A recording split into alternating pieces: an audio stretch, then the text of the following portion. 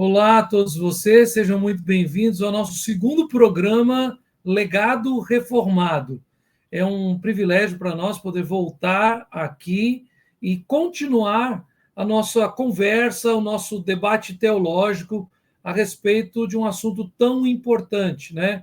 O papel do homem na salvação, o que significa, o que a Bíblia fala a respeito do que é sermos salvos, né? Na semana passada estivemos juntos e foi uma conversa muito boa, mas a gente percebeu que tinha muito mais coisa a ser dita. Então, mais uma vez, nós nos reunimos para continuar. E esse legado reformado continua com os mesmos participantes da semana passada, que esse é o nosso propósito. Reunirmos aqui em família, né? Uma piada interna. Essa semana, alguém me mandou uma mensagem e perguntou se o programa se chamava Casos de Família. E a piadinha bem assim, marota, foi feita exatamente porque nós estamos aqui em família. Conosco, mais uma vez, o meu pai, o reverendo Ludgero Bonilha Moraes, pastor presbiteriano já há 50 anos, professor de teologia por muitos e muitos anos, mestre em teologia contemporânea, em teologia sistemática, tem os seus estudos doutorandos também em teologia contemporânea. Bom, pai, mais uma vez, é bom a gente estar reunido aqui, à distância, online, e alegria ter você no nosso programa. Olha, que bênção tão grande. Eu me sinto tão honrado de estar com os meus filhos tratando de coisas tão sublimes, tão exaltadas, né? Estou aqui, coração batendo. Ótimo. E como você bem disse, e o pessoal que já assistiu na semana passada sabe, essa parte do legado é você com os seus dois filhos, né? Então está conosco mais uma vez o meu irmão, o Ricardo Moraes, o seminarista, né? O teologando Ricardo Moraes. Ricardo, que a gente pode se conectar online. O papai está direto de Uberaba, interior de Minas, eu aqui em João Pessoa, na Paraíba, e o Ricardo lá em Grand Rapids, em Michigan, onde está fazendo os seus estudos teológicos no Puritan Reformed Theological Seminary, né, o PRTS. Ricardo, mais uma vez, seja bem-vindo aqui ao programa. Muito obrigado. Me sinto muito bem-vindo, né? Né? Estando aqui reunido com meu pai e meu irmão, né?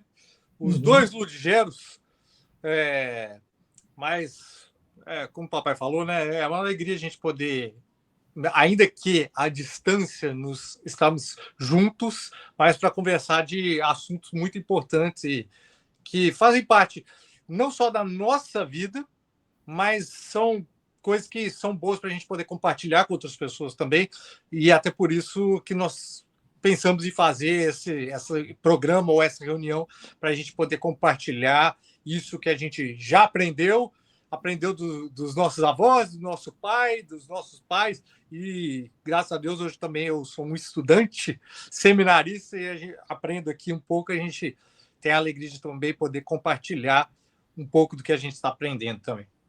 Maravilha, maravilha. Mais uma vez, sobre todo o cuidado e direção técnica do Arthur Mendes, vamos ao nosso programa, né? Bom, na semana passada nós falamos a respeito do papel do homem na salvação. Começamos com um paralelo fazendo uma distinção da visão cristã bíblica de outras visões, de outras religiões, né? E mostrando basicamente que, na verdade, só o cristianismo bíblico defende a salvação por uma intervenção graciosa do Deus Criador, que enviou seu Filho para morrer na cruz para nos salvar. Falamos sobre outros aspectos, tratamos um pouco sobre aquela questão também da distinção da fé reformada, do tomismo, não? A teologia de Tomás de Aquino, que fala sobre uma justiça de Deus infundida no nosso coração. A partir daí, então, nós temos condição de nos manter e somos agora os justos. E papai lembrou bem que a gente, na verdade, defende uma fé bíblica através do que as escrituras nos ensinam, falando a respeito de que a justiça é sempre de Cristo. E nós somos por Deus, nos méritos de Cristo, declarados justos, mesmo sendo injustos, obra do amor maravilhoso de Deus em nosso favor. Nós queremos retomar o assunto, mais ou menos de onde paramos, mas o papai estava falando agora há pouco, nos nossos bastidores, né, a respeito de importância de, antes de começarmos a falar sobre as doutrinas da graça, que é o segundo ponto da nossa conversa sobre essa tão grande salvação, um ponto importante para começarmos seria tratando um pouco sobre Martinho Lutero e sobre a sua teologia e alguns dos seus principais escritos nesse sentido. Então, papai, fale para a gente, para o pessoal que está nos ouvindo, por que você acha importante, antes de a gente entrar no assunto das doutrinas da graça, falar a respeito um pouquinho mais sobre Martinho Lutero e sobre a escravidão da vontade. Bem, eu fiz essa observação porque a controvérsia no século XVI, ali no ambiente da Reforma Protestante, Martinho Lutero entendeu claramente que, se porventura não se entender biblicamente as doutrinas da graça, a igreja, então, será esfacelada. Estas doutrinas são tão importantes, que a igreja se edifica, ou então, pelo contrário, ela se esborou, ela cai, né? E Lutero não escreveu só o livro Escravidão da Vontade, ele escreveu também diversos artigos. A gente conhece mais as 95 teses que ele apôs ali na capela da Universidade de Wittenberg, na Alemanha, mas ele escreveu um outro artigo extremamente importante chamado O Cativeiro Babilônico da Igreja, e ele estava falando sobre Roma, que mantinha o evangelho como refém com sua rejeição bíblica a respeito da justificação.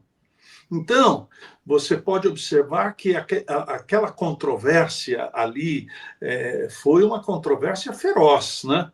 A igreja não havia simplesmente errado ou desviado, conforme Martinho Lutero afirmou claramente, a igreja caiu, né? Houve uma queda, não era mais igreja.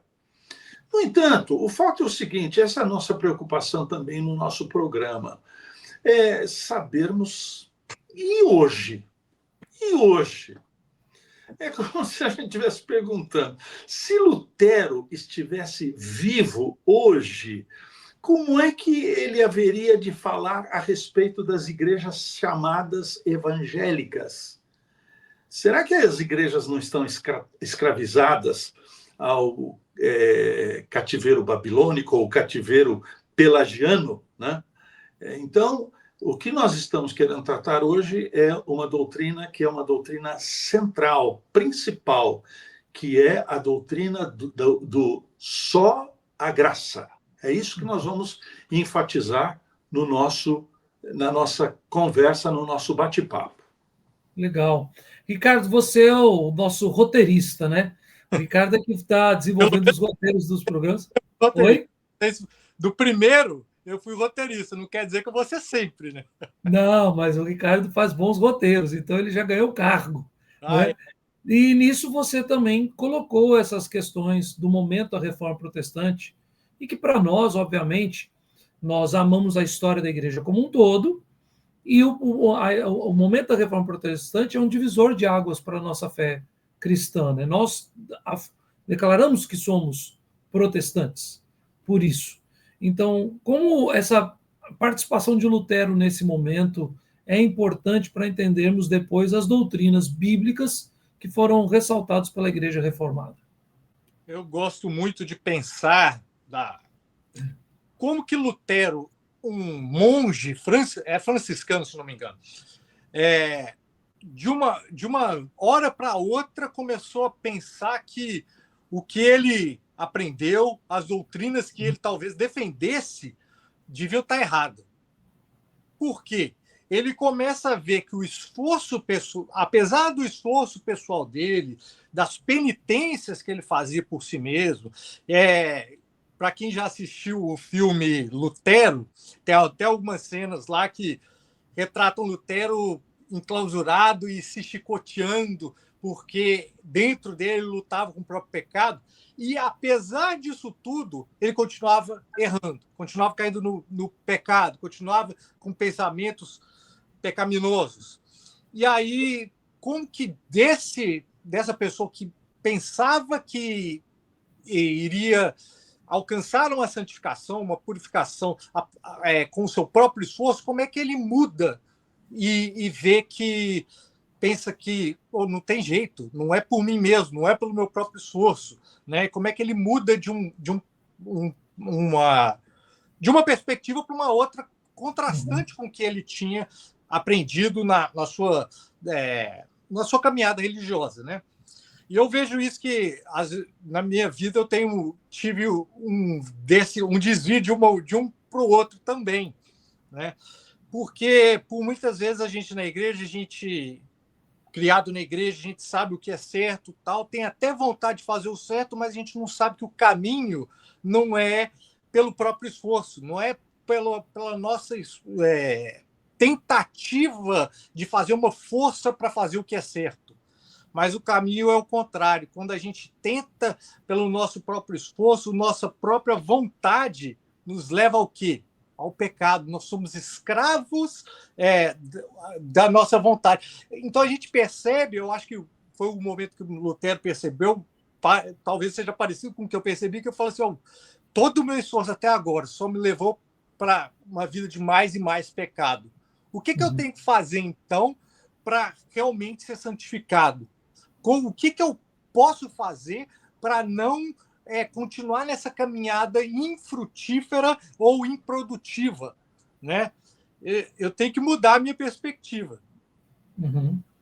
Acho que interessante também, continuando um pouco sobre a história do Lutero, enfatizando um pouquinho mais sobre isso, é lembrar que nesse processo todo dele de busca de autojustiça ou de autojustificação, a história nos conta então que os líderes do monastério falaram, olha, preocupados que ele ia perder a mente, né? E aí então transferiram ele para Wittenberg, para que ele fosse para a faculdade de teologia, né? E poder ensinar teologia, tipo, meio que vai trabalhar, né? E foi nessa de ensinar que ele foi dado a ele o desafio de ensinar a carta aos Romanos. E aí ele teve que estudar mais para ensinar. O que depois resultou, quando ele estava sendo examinado, na verdade, acusado e ameaçado na chamada dieta de Worms, né? Na frase famosa dele que ele estava cativo à palavra de Deus, né? Como isso foi importante, pai, para essa definição do entendimento profundo da salvação, buscar de volta a instrução das Escrituras. O Lutero sabia ler, né? E quando ele começou a ler o texto das Escrituras, ele começou a compreender, e houve um grande desafio na mente de Lutero, porque quando ele chegou em Romanos, no capítulo de número 1, os versículos 16, 17, quando ele entendeu o Evangelho, a justiça de Deus, esse que foi o grande embate mental de Lutero. A justiça de Deus se manifesta no Evangelho. E ele falou assim, como? Justiça? Eu estou procurando. Aí um dia perguntaram para ele assim, Lutero, você ama a Deus? Eu odeio a Deus. Esse Deus que me escrutina, que conhece a minha intimidade, que tem leis que eu não consigo observar. A Deus, eu odeio a Deus. Até que ele percebeu que a justiça de Deus não se manifesta propriamente nele. A justiça de Deus se manifesta no Evangelho. As boas novas. E as boas novas são exatamente isso, né? Porque, veja só, a pergunta que se faz hoje é, será que nós estamos vivendo mesmo no evangelicalismo moderno, as igrejas contemporâneas? Será que nós estamos vivendo mesmo a reforma protestante? Será que nós somos protestantes, né? Porque o que está sendo pregado, eu ouvi recentemente uma mensagem evangelística do nada mais, nada menos do que Billy Graham. E Billy Graham, num certo ponto, disse o seguinte: Deus deu 1000 passos para alcançar a você, mas somente você pode dar o passo decisivo para a salvação. Billy Graham, então, acrescentou: Deus fez 99% de toda a obra, mas você deve dar o último passo por você mesmo. Pronto. Então, se nós estamos mortos, como é que um morto pode dar o passo final? É esse o grande drama. A salvação, conforme Jesus afirmou para Nicodemos, ele disse assim: é necessário nascer de novo. Porque se você não nascer de novo, você não pode ver o reino de Deus. E você, muito menos, você não pode entrar no reino de Deus. Então, na verdade, não é uma questão de ajuste. Não é uma questão de eu exercer finalmente a minha vontade. É uma questão de novo nascimento, regeneração, que é uma obra exclusiva de Deus, não nossa. É uma obra exclusiva de Deus. E nesse processo todo, foi feito um caminho de retorno deste monge cristão, mas de volta para as Escrituras, né? Como o papai estava até questionando, Ricardo, a questão de que, será que a igreja evangélica hoje em dia realmente é evangélica? Acho que num certo sentido, né, pai? Será que nós conhecemos de fato a Bíblia e o evangelho das Escrituras? E é por isso que para Lutero, o sola escritura se tornou algo assim tão essencial. E é fundamental para que nós possamos conhecer também e distinguir o que nós vamos começar a falar agora, que são essas doutrinas da graça. As chamadas doutrinas da graça não são meramente uma disputa de tradições cristãs. Aquela história, você pensa assim, eu penso diferente. Alguns monges e alguns pais antigos e alguns bispos da igreja falaram isso e aquilo, e outros falaram diferente. Nós temos que ter harmonia e nos ouvir. Não, a nossa autoridade final é a palavra de Deus. Pela palavra, nós passamos a conhecer essas chamadas doutrinas da graça. Ricardo, fala um pouco para o pessoal agora, introduz esse assunto. O que são as doutrinas da graça? Aí você me mandou uma pedrada complicada de eu desviar, mas vamos lá. Não desvia não. Na semana passada a gente chegou a comentar sobre o TULIP, né? Que deixa eu até lembrar aqui, a TULIP que é a sigla em inglês, que é a depravação total do homem. Sim. Ou seja, eu não vou entrar em cada um de uma vez. Papai vai te ajudando aí, papai vai te ajudando na tradução. Eu vou citar todos para depois a gente poder entrar em cada um. Sim. Então, é a total depravação do homem, né? A depravação total do homem. Eleição incondicional. E isso é engraçado, que quando a gente entrar nisso vai ser legal a gente falar, né? A expiação limitada, graça irresistível e a perseverança dos santos. São esses 5 pontos aí, que eu até mostrei no adesivinho aqui. Qual que eu tenho aqui? Ó? Graça irresistível. Ó. O TULIP, que é a sigla aqui. Tem aqui o condição, eleição incondicional. Então, são esses 5 pontos, que o pessoal chama dos 5 pontos do calvinismo, né? E são esses 5 pontos que agora eu espero que a gente possa entrar em cada um deles e falar um pouquinho mais sobre isso. Mas são pontos fundamentais, mas o que o Neto falou é interessante também. Não são pontos que nós criamos uma doutrina nova, ou o Calvino, os calvinistas criaram uma doutrina nova. Não, isso são pontos que estão claramente expressos na Bíblia. Né? Quando o papai falou assim, Lutero sabia ler.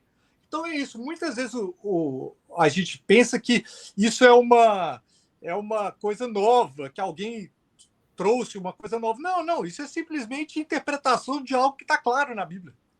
E, às vezes, não está isolado num versículo só, mas é o contexto geral do que a Bíblia, principalmente o Evangelho, aponta, né? Sem dúvida. O Evangelho, na verdade, é a expressão de tudo aquilo que nós aprendemos da história de Deus na criação, desde Gênesis até o Apocalipse. Então, não é uma distinção só dos 4 evangelistas relatando a respeito da vida, ministério, morte e ressurreição de Jesus Cristo, né? O Evangelho é expresso por toda a Escritura, assim como o apóstolo Paulo fala e insiste com Timóteo, quando ele diz que toda a Escritura é inspirada por Deus, é útil para o ensino, para a edificação, para a admoestação, para a correção, né? Para instruir o coração dos crentes na justiça de Deus.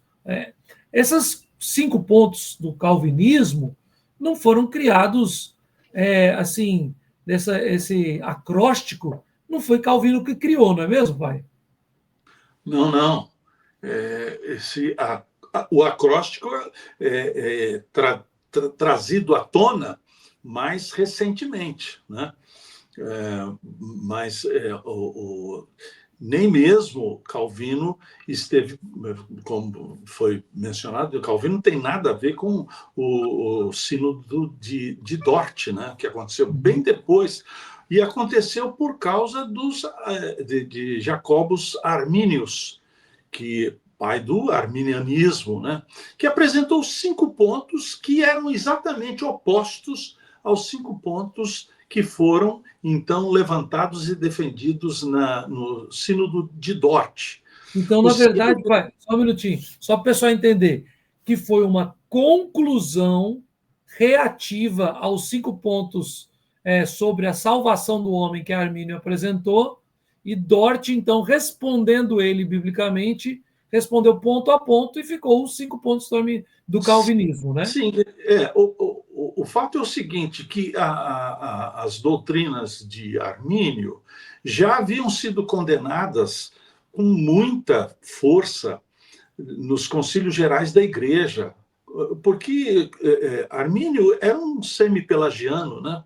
Então, o semi-pelagianismo já havia sido condenado. O ponto ali tratado, Neto e Ricardo, é que a ideia era sempre uma ideia de que o homem pode fazer alguma coisa para a sua própria salvação. Porque o problema do homem não é tão grave assim. O problema do homem é uma doença. E o evangelho é um remédio. O problema do homem, quem sabe, é um desvio. E o evangelho é nada mais, nada menos do que um retorno. O problema do homem é um equívoco, ele está equivocado, né? Mas então ele precisa ser orientado, né?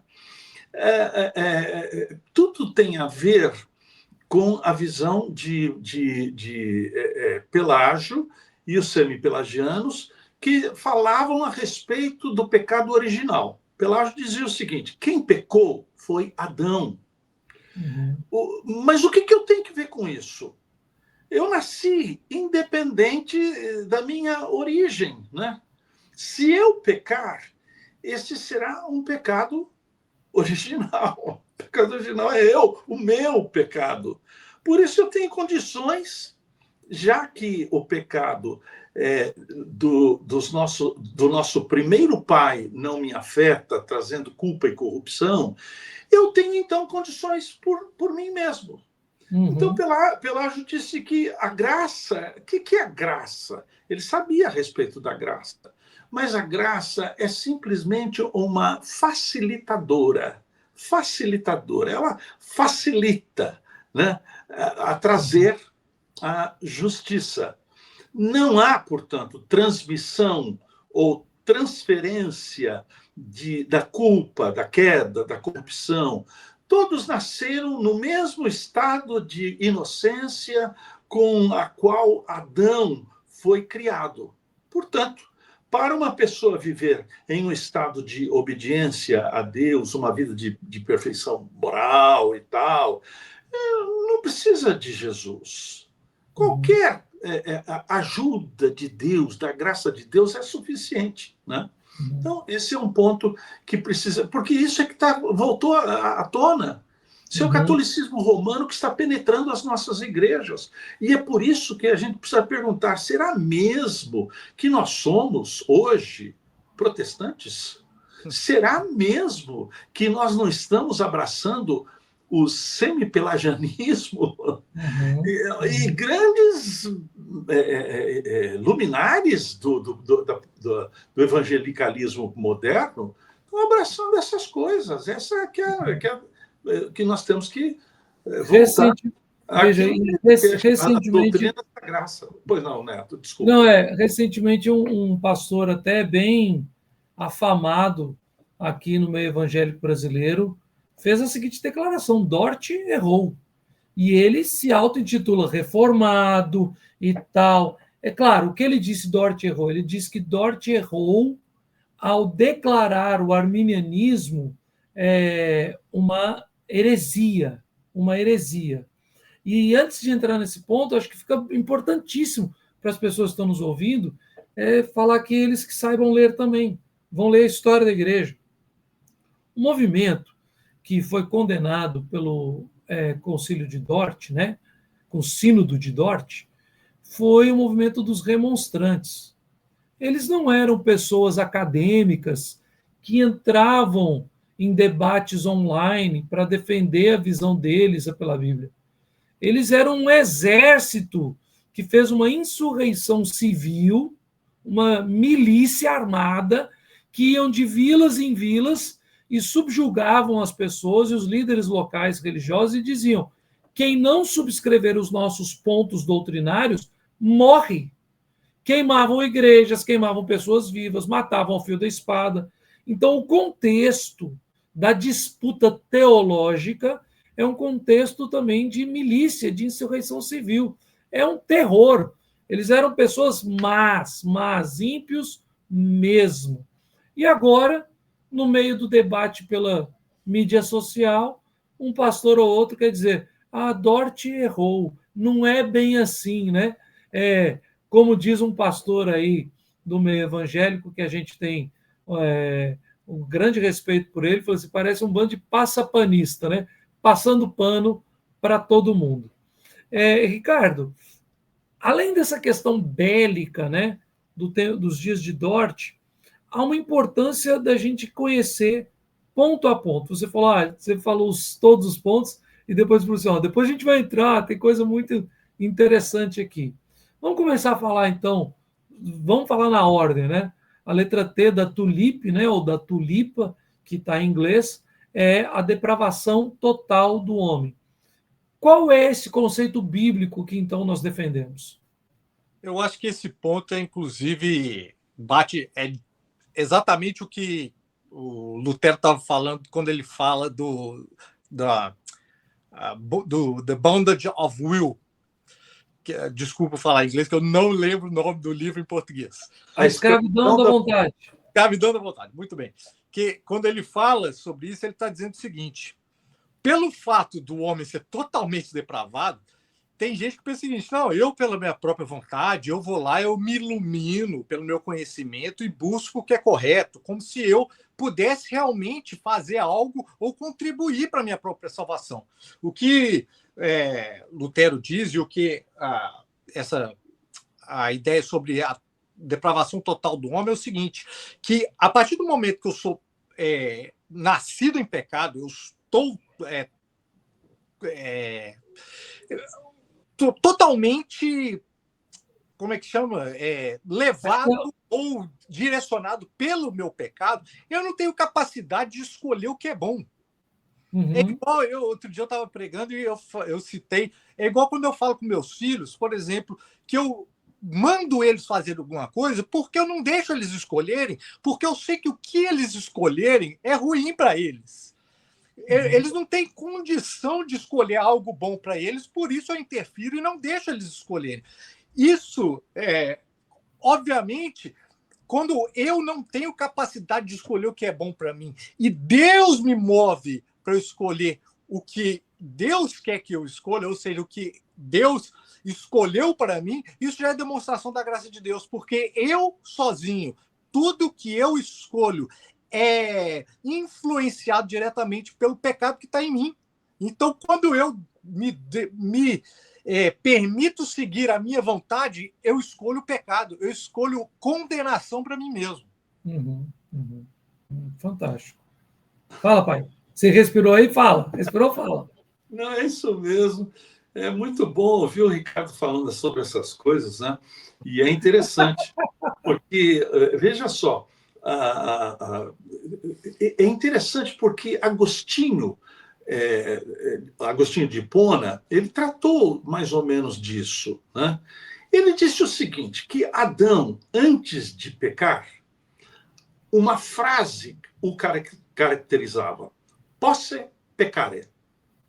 Pode pecar. Adão, depois da queda, e com ele todos nós, porque somos herdeiros de Adão, recebemos a culpa e a corrupção de Adão, estamos mortos também, como Adão morreu. Porque a gente pensa, Adão não morreu, ele pecou e continuou vivo. Morreu. Não está vivo hoje, né? Hã? Não está vivo hoje. Adão está vivo hoje? Vou explicar isso, Ricardo. Veja só. Ele morreu espiritualmente. Tendo morrido espiritualmente, significa o seguinte, que mais cedo ou mais tarde ele morreria fisicamente, mas a morte espiritual, que era o afastamento de Deus, né? A incapacidade total para o bem, né? Então, depois da queda, a frase latina que caracterizava é posse non peccare. Não posso fazer outra coisa senão pecar. Mas Deus, pela sua infinita misericórdia, quando nos regenera, dá nova vida é uma coisa que Deus produz, né? Então, o regenerado, a frase latina é posse non peccare. Eu posso não pecar, pela graça de Deus, né? A graça de Deus atuando em mim, até o momento da glorificação, da perfeição. Aí, então, a última frase de Agostinho foi a frase que ele disse assim: não posso pecar, eu não posso pecar mais, a graça de Deus me inundou, me atingiu, né?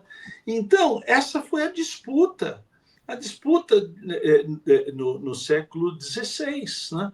Com a Igreja Romana, que hoje está assim, hoje o romanismo adentrou as igrejas evangélicas. Os pentecostais, por exemplo, são filhos de Roma e não filhos da Reforma, né? Porque no século XVI a igreja romana estava afirmando que a vontade humana estava intacta, que o homem deve pura e simplesmente cooperar, concordar com.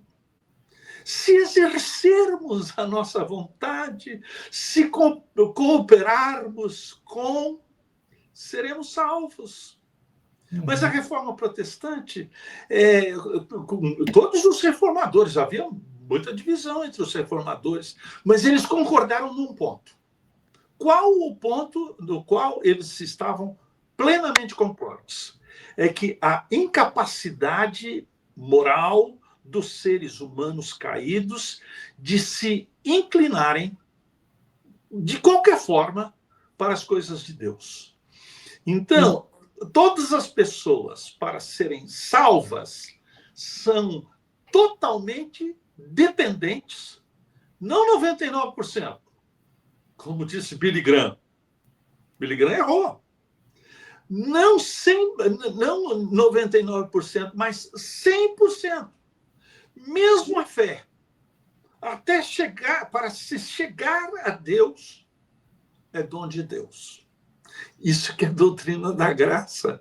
A doutrina da graça está dizendo é uma ação exclusiva da parte de Deus. Ponto final. E esse ponto que você acaba de falar, pai, ele acaba nos apontando para, vamos no acróstico, né? Para segundo ponto, que é a eleição incondicional, né? Não há no homem nada que atrai a Deus. Deus não se encanta com nada no homem. E, na verdade, as nossas melhores obras são, diante de Deus, aquilo que a Bíblia chama de trapo de imundícia. Pai, aproveita que você já estava no pique e entra, levanta essa bola agora para o Ricardo vir cortar depois. Essa ligação de sermos totalmente depravados, mas de Deus nos eleger sem que houvesse em nós nada para que fôssemos escolhidos por Ele. É interessante essa luta que o Sínodo de Dort travou, então, né? O que estava sendo dito, basicamente, em relação a esse segundo ponto, é que nós jamais escolheremos acreditar. Não é uma escolha nossa. Não podemos acreditar até que Deus, com a sua soberana graça, nos regenere. Se não houver novo nascimento, nós não temos capacidade sequer de acreditar. Então, Deus, de uma forma unilateral, tem que tomar a decisão. Ele é aquele que nos escolhe. E é interessante, a eleição é chamada eleição incondicional. Na verdade, a palavra incondicional é só para a gente ficar assim meio boquiaberto, né? Estupefato, né? Incondicional, o que significa? Que não existe nenhuma condição. Nenhuma condição. Quais foram as condições que Deus estabeleceu para nos salvar? Nenhuma. Ele salva de acordo com a sua soberana vontade. E tem um paralelo aí, né, pai? A gente estava falando, a gente tem um paralelo interessantíssimo nisso. Porque falando sobre Lutero, e obviamente aplicando para a humanidade como um todo, nós somos, por natureza caída, escravos da vontade. Mas a vontade de Deus é livre, né? A vontade de Deus é totalmente livre, né? É o que Jesus disse lá em João, no capítulo de número 6, né? Ele basicamente diz o seguinte: nenhum homem pode vir a mim, a menos que lhe seja dado pelo meu Pai. Ricardo. Pois não, diga aí. Quando Deus agiu e salvou você, não foi pela sua vontade. Não. Graças a Deus, né? Deus não desprezou a sua vontade, mas você nasceu de novo. O novo nascimento é uma escolha da parte de Deus. Então, esta é a chamada de eleição, e Deus escolher. Eleição significa basicamente isso. Deus escolheu. De que forma? De forma incondicional. Você não tem a menor ideia por quê. Pergunta para Deus. Porque, veja só, Neto, Ricardo, se porventura, eu estou perguntando para vocês, se porventura Deus decidiu escolher ao seu pai porque ele fosse uma pessoa assim muito boa, muito justa e tal. Vocês que me conhecem assim mais de perto, você acha que ele me escolheria? Jamais. Mas ele não escolheria nenhum de nós três, né, pai? Não, não teria. Vocês bem melhor você não escolheria ninguém. Se fosse pela beleza física, aí menos ainda. Verdade. Mas Deus escolheu aqueles que não são para confundir o que é, né? Deus faz isso. Eu não, olha, sinceramente, teologia não é para a gente ficar explicando, é para a gente ficar maravilhado, estupefato, né? Teologia é para a gente chegar num ponto e cantar. Eu não sei por quê. Lembra o hino que a gente canta? A gente canta assim: não sei por que de Deus o amor a mim se revelou. Eu não sei, mas eu sei em quem tenho crido. Estou bem certo que Ele é poderoso. Amém. Não é não? É isso que a gente canta. Não, Ricardo, agora você está cantando em inglês. Trying to speak. Try, né? Sing in English. Ricardo, aproveita o seu inglês aí, que você está trying, e continua, porque o próximo é o Limited Atonement. Eu não posso falar sobre eleição incondicional? Não, bora lá para o Limited Atonement. Você pode falar de tudo, mas... Não, rapidinho. Faz o comentário, depois a gente entra no resto. Condicional. Vou citar aqui, não citar a pessoa, mas citar um pastor famoso aqui, brasileiro também, que não é de linha reformada, que uma vez eu ouvi uma fala dele falando o seguinte, que o Espírito Santo pode começar a obra em você, mas isso pode ser abortado, porque você pode abandonar a sua fé, tal, isso pode ser abortado. Eu fiquei pensando o seguinte, mas aí é realmente o desconhecimento bíblico, né? Porque como pode o Espírito Santo, que é Deus, fazer qualquer coisa e abortar? Deus aborta alguma coisa? Deus é frustrado na sua vontade? Isso é colocar Deus, limitar Deus para uma perspectiva humana, uma ignorância, uma pensamento muito humano sobre Deus. Deus está muito acima da nossa própria expectativa, da nossa própria capacidade. A gente pode errar, mas Deus não erra, Deus não aborta nada, Deus não... O que ele escolheu, e até o ponto da eleição condicional, é quem Deus escolheu. Que ele escolheu já, ele escolheu antes de você ser criado, antes da criação do mundo, ele já te escolheu. Então não tem essa de o Espírito Santo começou a obra em mim, mas essa obra foi abortada. Isso não existe. Isso é um absurdo. É uma heresia. É uma perspectiva completamente errada sobre quem Deus é. E aí, você está falando sobre expiação limitada. Antes de você entrar... Então, antes de você entrar na expiação, só pegando esse gancho que você deu aí, muito importante o que você falou, no seguinte sentido: qual é a grande dificuldade de várias pessoas que se dizem evangélicas, e eu nem estou questionando de fato a sua salvação ou não, porque a nossa salvação sequer depende da plena convicção de todos os detalhes da teologia.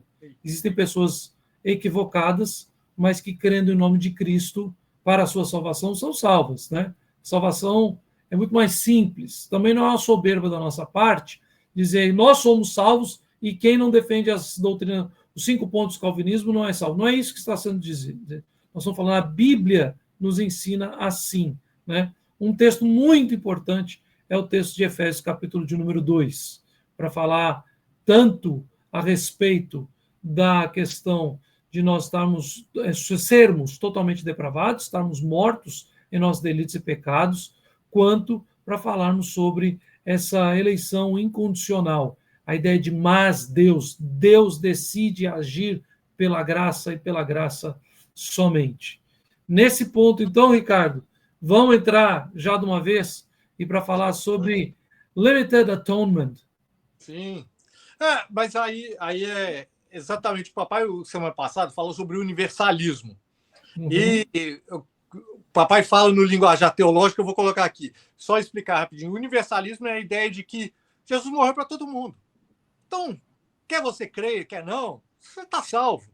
Quer você siga a Cristo ou quer não, você está salvo. Só que o problema é que porque a ideia de que Deus amou ao mundo, Deus é amor, tal. Então, se Deus é amor, ele aceita qualquer coisa. Isso aí é falar de uma característica de Deus e esquecer todo o resto, né? Do mesmo jeito, Deus é justo.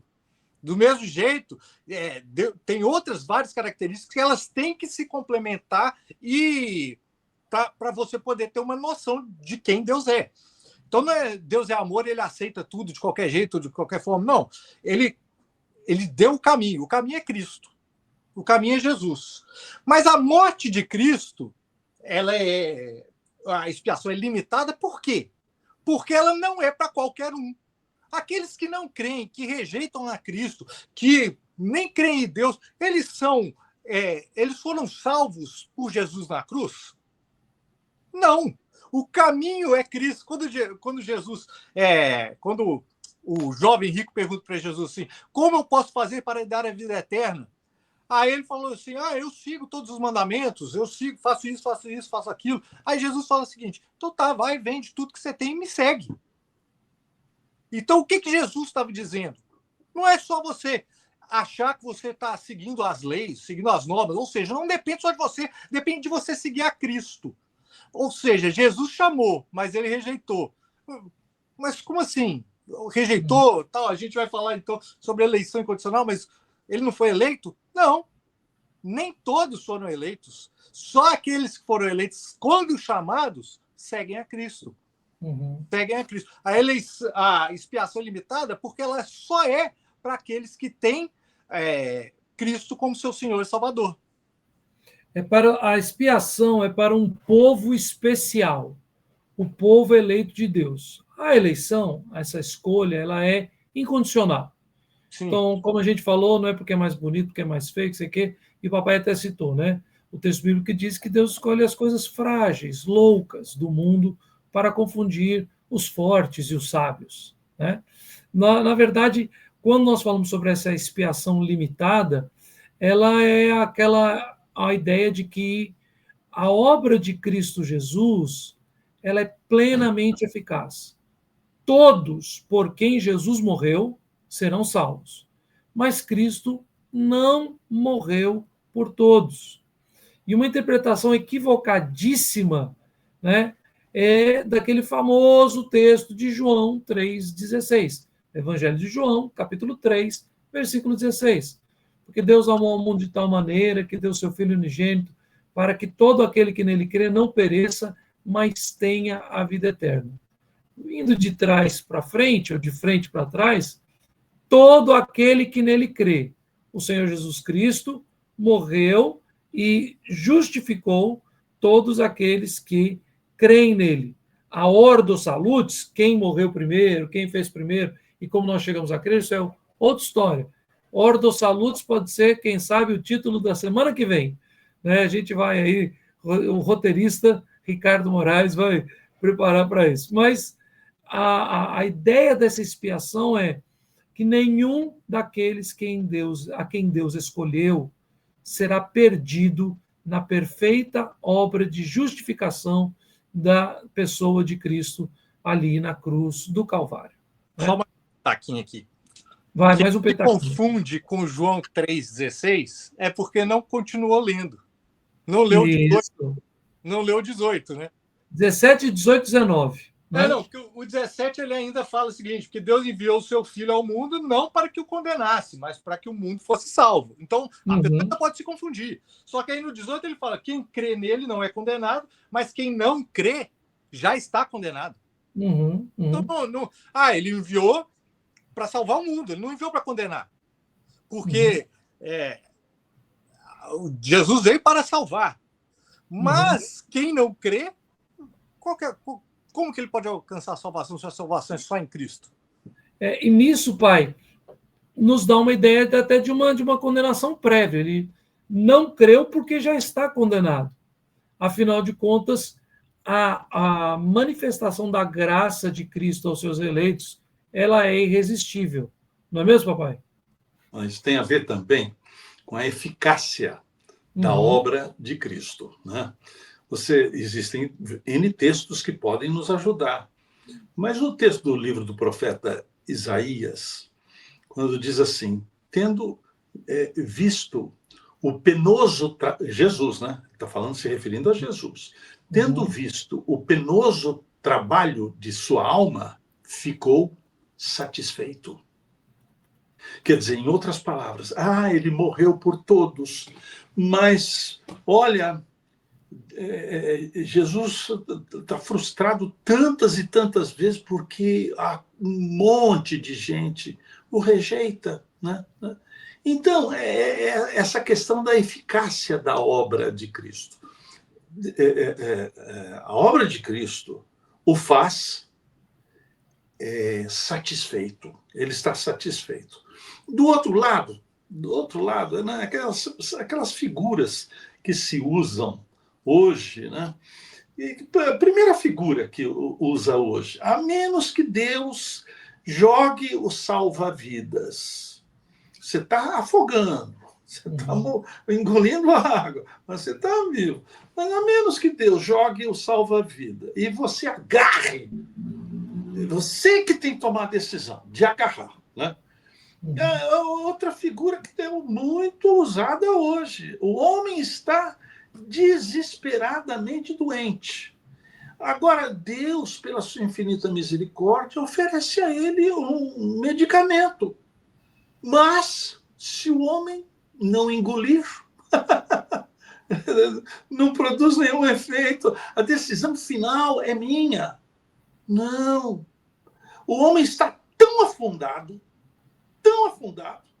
ele está tão morto, né? Ele já engoliu tanta água, já morreu tanto, né? Por causa dos seus delitos e pecados, que Deus pulou e pegou aquele cadáver e respirou naquele cadáver, assoprou naquele cadáver o fôlego da vida e o ressuscitou de entre os mortos.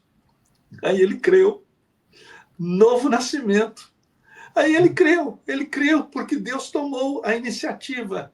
Não quando você estava morto numa cama de hospital, mas quando você estava morto, na verdade, ou morrendo na cama do hospital, mas quando você estava morto de verdade. Somos isto que a Bíblia diz. Nós somos moralmente natimortos. Se não for a obra exclusiva de Deus, nós que estávamos mortos nos nossos delitos e pecados, nós que éramos um cadáver afundado no mar da existência, se não fosse Deus ter pulado, Deus pulou e se fez homem, né? E ele viveu entre nós. E ele, então, resgatou aqueles que Deus decidiu resgatar antes da fundação do mundo, né? Deus fez isto. Não nós. É por isso, então, claro, já pulando lá para o último ponto, né, que é só a glória de Deus. Não a sua, Neto. Não a sua, Ricardo. Não a minha. Mas a glória de Deus, a salvação glorifica a Deus, Então, eu estou, como sempre, falando demais, né? Mas se livre-arbítrio, está na moda, né? Eu tenho livre-arbítrio. Se livre-arbítrio é uma faculdade de escolha dentro de si mesmo, que o capacita a escolher o que você deseja, então nenhum de nós temos livre-arbítrio. Não há livre-arbítrio. Fora o fato da gente analisar essas palavras: livre-arbítrio, juízo livre. Nem o Alexandre de Moraes tem livre-arbítrio. Ele, como juiz... É quase que dizer, pai, sem juízo. Oi? Não fala do Alexandre de Moraes, não, senão a gente perde o canal. Não. Mas veja só, todo juiz, diferente de Deus, todo juiz apresenta o seu juízo porque ele foi informado. Ele tem que ler os autos do processo. Deus não foi informado. Ele não foi informado de nada. E ainda assim, sabendo quem nós somos, decidiu nos escolher.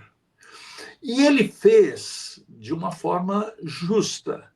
Deus não justifica o justo. Isso é um ponto básico. Deus não justifica o justo. Mas Deus justifica o injusto de maneira justa. Não porque viu justiça no injusto, porque não há justiça em nós. Não há um justo, nenhum sequer. Todos a uma se tornaram inúteis. Não há quem entenda, não há quem faça o bem. Estamos mortos, como nós temos repetido, né? Nos nossos delitos e pecados. Não. Não há justo. Nenhum. Né? Mas Deus proveu justiça fora de nós, para que então ele pudesse não infundir justiça em nós, mas por uma declaração jurídica do Tribunal Supremo de Deus.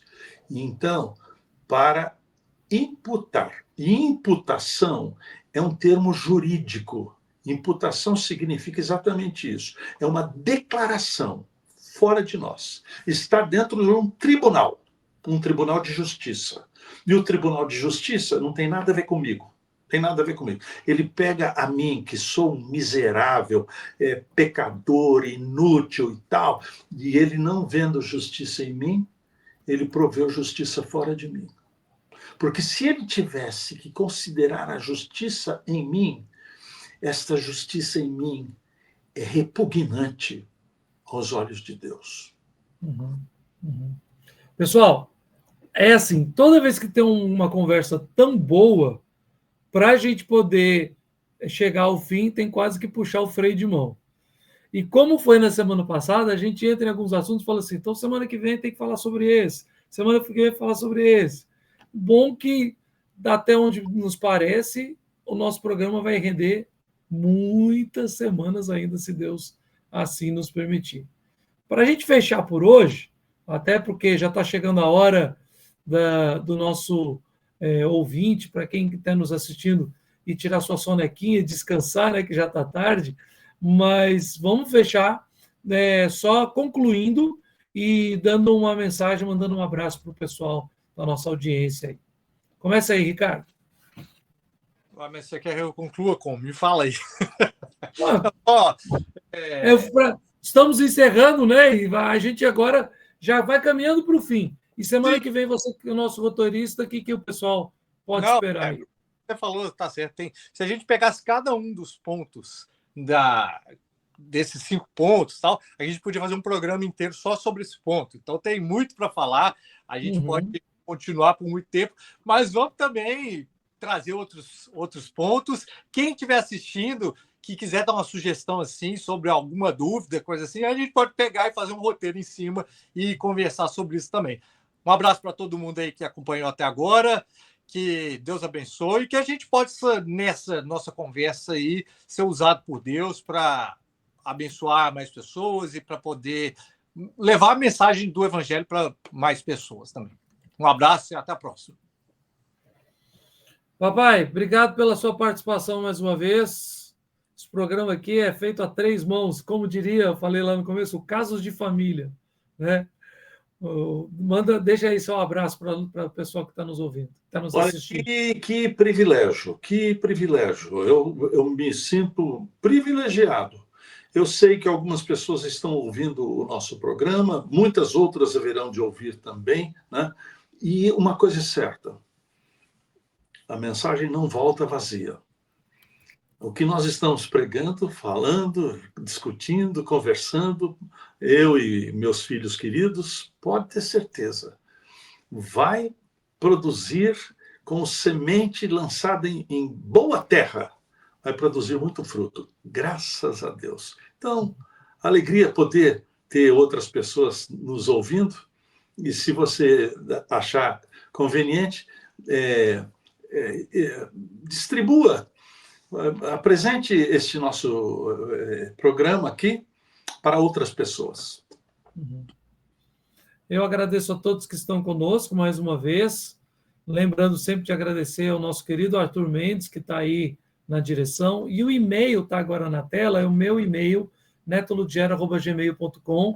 A gente logo vai criar o e-mail do Legado Reformado, página do Instagram, mas até agora nós estamos aqui com vocês. Então, se você quiser mandar alguma pergunta, alguma sugestão de tema, alguma dica para o nosso programa, fique à vontade. netoludiero@gmail.com, que obviamente esse e-mail vai chegar para todo mundo e nós vamos continuar a construir esse programa e esse trabalho sempre, como diz o papai, enfatizou bem, para a glória do nome do nosso Deus. Um forte abraço a todos vocês. Divulguem bastante o nosso programa e, se Deus quiser, até semana que vem.